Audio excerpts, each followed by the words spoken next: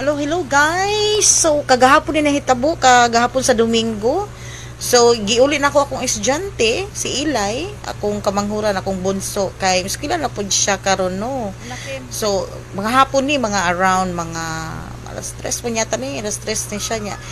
Agi anta mi og Gmall anta may paliton pero ang uyuan nagchat na kay nag-ulan na magud ani na time. So naay mga parts sa Davao na kusog ang ulan, apoy dili taligsik.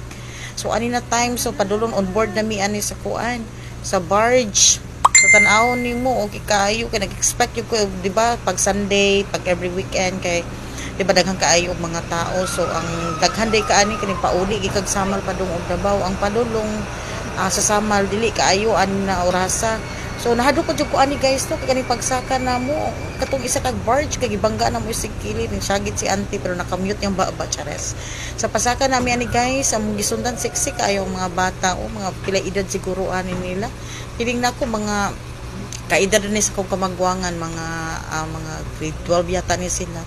So saka nami guys so sila sexy kay kan mag beach man sila kanay kung anak mo man iuli man ako ni siya no. So, pwede na gud siya ipasakay og barge no, mahadlok manggug ko mahadlok po ang uyuan og ang lola. Ang lola naa na sa kuan, na sila sa atbang sa babak guys. So, nahadlok ani na part kay gusto gyud siya dito sa pinakatumoy maglingkod. Mahadlok ko kay basig matuwad. Pila ra may lawas ana oh.